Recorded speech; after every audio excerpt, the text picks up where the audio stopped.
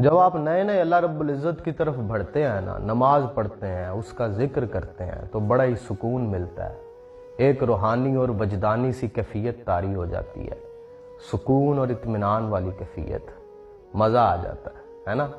پھر کچھ عرصے کے بعد وہ کیفیت غائب ہو جاتی ہے، پھر دل نہیں کرتا نماز پڑھنے کا، وہ مزہ نہیں آتا، وہ سکون نہیں ملتا، پھر ایسے لگتا ہے کہ جیسے بندہ خالی ٹکرے مار رہا ہے، ایسے لگتا ہے کہ جیسے کنیکشن وہ بن نہیں پا رہا پرانے والا، اور اوپر سے پھر کئی غم حیات آ ٹپکتے ہیں۔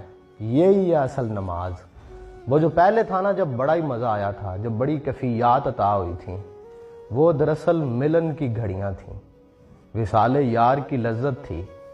اس وقت میں اس نے آپ کو ایک میسج بھیج دیا تھا کیفیت کے ذریعے کہ بھائی میں تیرے ساتھ ہوں، میں تیرے ساتھ پراپر رابطے میں ہوں۔ اس کے بعد وہ کیفیات واپس لے لیتا ہے۔ اس وقت آپ نے ثابت قدم رہنا ہے، اس وقت نماز بڑی ضروری ہے، اس کی یاد بڑی ضروری ہے، کیونکہ آپ کو پتا ہے محبت کا سب سے بڑا امتحان کیا ہے؟ تو نمیدان ہنوز شوق بے مرزد وصل۔ محبت کا سب سے بڑا امتحان جدائی ہے۔ ہجر میں پتا چلتا ہے محبت کا۔ وہ کیفیت تو وصل کی کیفیت تھی، اور وہ متواتر سہاری بھی نہیں جا سکتی، مجذوب ہو جاؤ گے اگر متواتر رہی وہ کیفیت تو۔ اس لیے اللہ رب العزت کا کرم ہے کہ وہ کیفیت آتی جاتی رہتی ہے، لیکن ہجر کے وقت اس کو یاد کرنا نہیں چھوڑنا آپ نے۔ ہوتا وہ تب بھی ساتھ ہی ہے، بس ذرا توکل بڑھا رہا ہوتا ہے، ذرا درجات بڑھا رہا ہوتا ہے، ذرا مزید قریب کر رہا ہوتا ہے۔ محبت کا سب سے بڑا طریق یاد ہے۔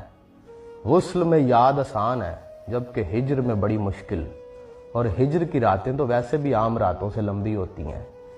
شبان ہجراں درازے چوں زلف، روز وصلش چومر کوتاں۔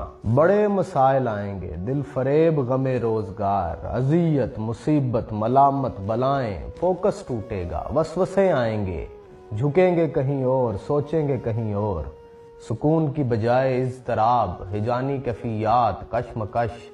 لیکن آپ نے ان لمحوں میں ثابت قدم رہنا ہے، ہر حال میں اس کی یاد میں رہنے کی جد و جہد کرنی ہے، ہر حال میں اس کے ساتھ رہنا ہے، تاکہ پھر جب وصل کے لمحے دوبارہ آئیں تو آپ کہہ سکیں کہ اے میرے رب، گو میں رہا رہینے ستم ہائے روزگار، لیکن تیرے خیال سے غافل نہیں رہا۔